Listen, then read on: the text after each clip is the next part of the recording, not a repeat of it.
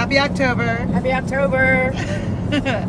Today is October 2nd, 2021. We are in the car driving because we are always in the car driving. Somewhere. And we are headed out to far, far away Pennsylvania to do dock diving with Tucker the big brown dog. And He's in the back seat. he's back sleeping. Oh, there he is, sleeping. And on our way here, we had to pass through Gettysburg, Pennsylvania.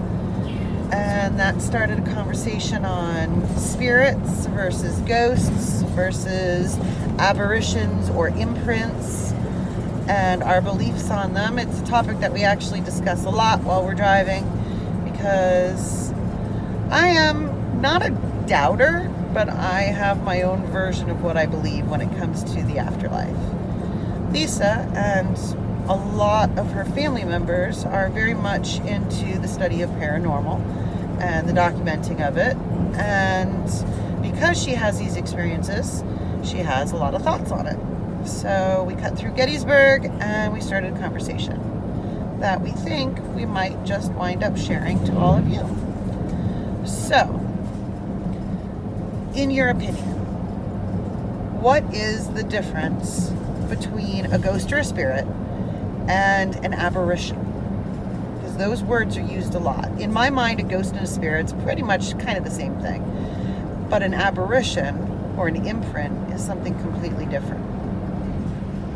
So what is the difference in my opinion? In your opinion. Okay. A ghost or an apparition, in my opinion, is a representation of spirit. Of someone's spirit, of their soul. Okay. Of them. Of me, of you, of anybody. George Washington, whoever. So you would say a ghost and an apparition are more similar than a spirit and a ghost. Let's start from the beginning because that might confuse me. Well, yeah, that might be easier. The words ghost, apparition, and spirit intertwine a lot. Okay. So what I may call an apparition, most people identify or say that an apparition is a slow appearance of something abnormal. Okay. Whether it's a shadow, outline, and things like that. So that's an apparition. Okay. A ghost, some people call a spirit a ghost. A ghost is a spirit is a ghost. What is a spirit to you? A spirit to me is the inner being that is us. So some people might call it a soul? Right. Our Okay. soul is spirit. Okay. Okay. It's what makes us us. Me, you, and everybody else. So when I die, my vessel, my body dies. My physical body dies. It breaks down, it dies. My spirit or my soul moves on out of that body. And is free to do whatever. Visit loved ones, go places I've never been.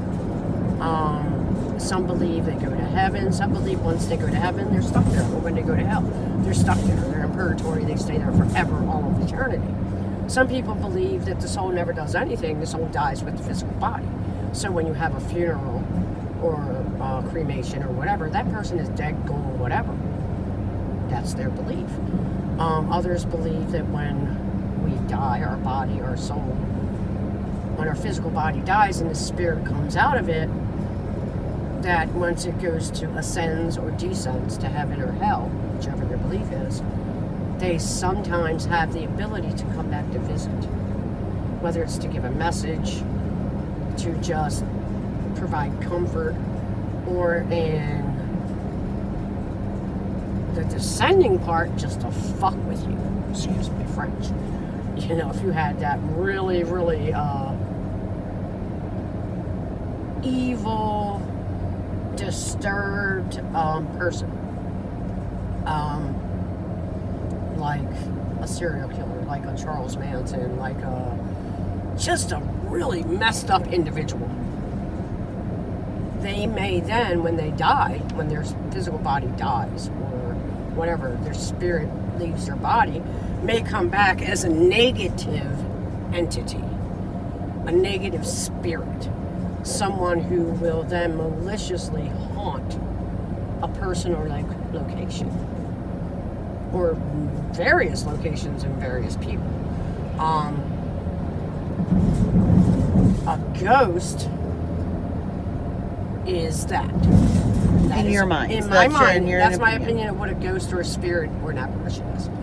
What was the other one? Well, an apparition, I guess I was using the word incorrectly, but it's how I think of it, like an imprint. Like we were talking when most people that see ghosts in haunted areas are seeing people just go about their normal life. Right. You know, the farmer in the field, things like that. That to me is residual energy.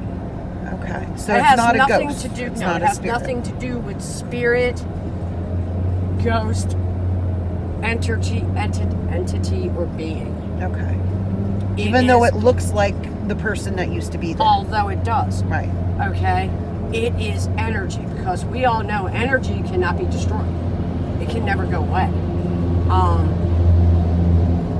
There's many different kinds of energy, you know. So if, you know, my energy of my daily routine is something I do for 54 years. You know, whatever.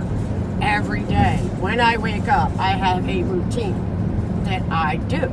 You know, I may get up, I may go to the bathroom, I may wash my face, brush my teeth, let my dogs in or out, feed them, water them, get dressed. Not necessarily all these in this order, but these are the things that are my daily activities and things I do daily, you know, repetitively. So therefore, it imprints that energy, that footprint on the area I'm doing it. So in 20 years from now, 30 years from now, 50 years from now, I believe that if someone were to move into my space that I once dwelled in, I have created that path of energy consistently every day, that at some point in their time span, in that same place that I once was in, my energy was in. It's in the walls, it's in the floors, it's in the ceilings, it's in everything. They may then run across my energy and not know what it is and call it paranormal. So they'll see it as a ghost or a spirit, but in actuality, it's just the world filling a void of energy. Exactly. Nature remembers you were there. Exactly. And nature's replaying you being there. Exactly. But they couldn't talk to you. They couldn't stop you. They couldn't. That's not your ghost. That's not your spirit. No.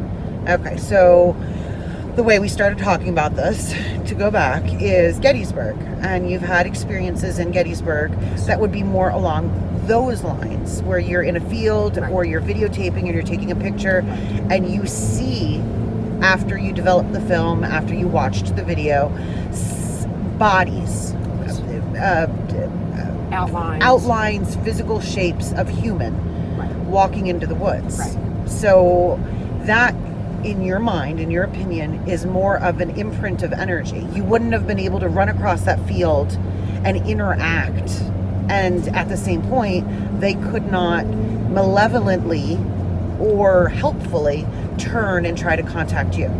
They have no conscience. That's not even humanoid anymore. It's like just energy. It's a snapshot in time, basically. So even if I had seen it with my own eyes at the time, when I took the photo and the video that we're discussing, all I saw was a beautiful landscape in a field. It was later, upon reviewing what I did, that I noticed that. Noticed it there. And I debunked it.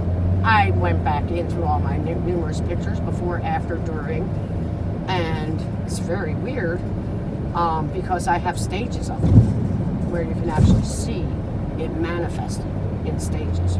where part of it isn't noticeable, but just a little. Like So you shimmer. didn't debunk it. You were not I was not able to debunk it. Right. So then what I did is I turned that evidence over to someone else. And I said, look at these pictures and see what you think. You know, these pictures I took at Gettysburg. What do you think? And they came back to me. These numerous individuals came back to me with the edited photos that they edited and circled things and were like, what the hell is this? Did you see this when you took the picture? And it was what I was asking, but I did not give them any information on what I saw in the pictures. You know? So I wasn't able to debunk it. They weren't able to debunk it. But to me, had I had seen it in actuality, in real through time, your physical eyes, not right, through just a had photo. I had just been walking through the field and seen this apparition of a troop of soldiers coming out of the woods, I'd have been like, damn, do you see that? And if I'd have ran through it, to it, I believe that this energy would have just moved past me. Like moved through, They would have not even known. They wouldn't have Okay. looked at me.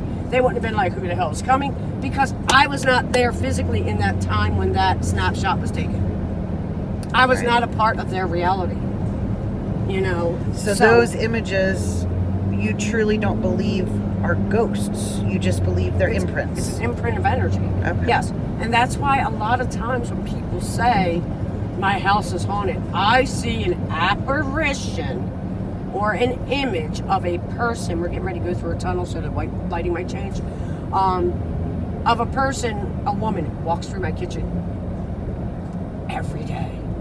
She looks like this, you know, she's period dressed from the 1800s, and she's doing this, that, and the third every day. She does the same thing every time I see her. She's walking left to right, whatever. But do you notice that they never say that the woman or the entity or whatever looks at them? Right. Acknowledges their presence. Why is that?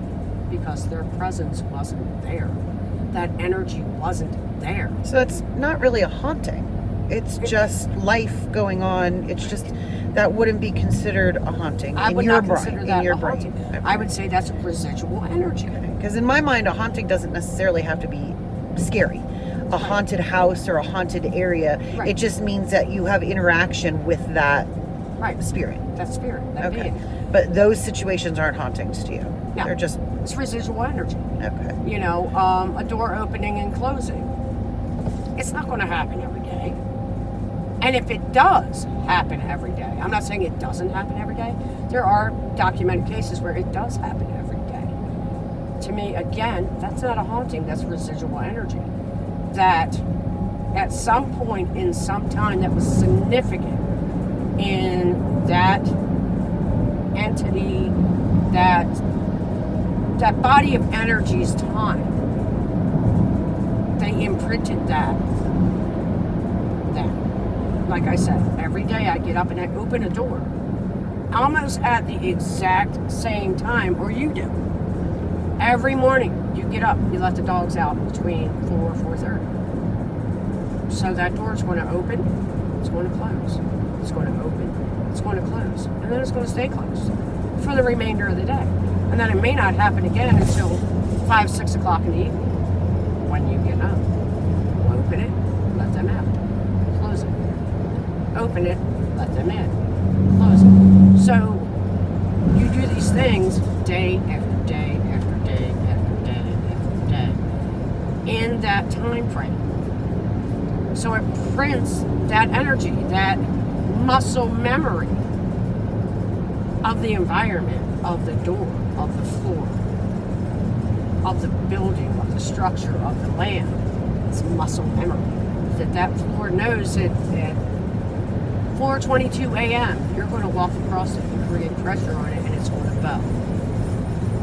So who's to say in 50 years that muscle memory is still there?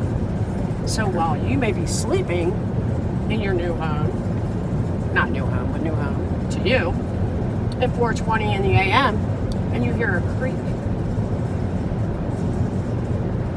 and you listen intently, and then you hear a click, and then you hear, a lot of people say they hear the door open, but they never physically see it. because the muscle memory Of the energy. of the energy Yeah. is recreating that moment. So I guess it's not muscle memory. It's the theory of muscle memory, but it's like energy But memory. Energy memory. Yeah. Right. Is recreating that time and moment. Okay, so that is And maybe that specific day, your mind was more at ease. Your body was at rest. The world was still. Your being was still. Your conscious mind was awake and alert at that specific moment. You were able to hear that memory of the energy. But you could lay there for 20 days, 20 nights after that, specifically set an alarm for that day and time.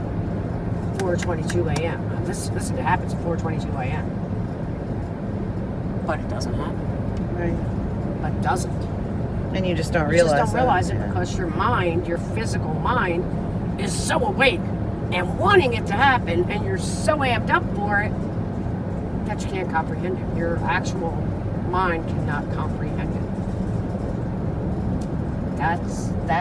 That's your idea That's on residual energy. residual energy and what most people see Consider as as a- ghosts in these areas. Right. Okay, so we are going to stop here because we're going to keep these videos on the shorter side, and we'll be back.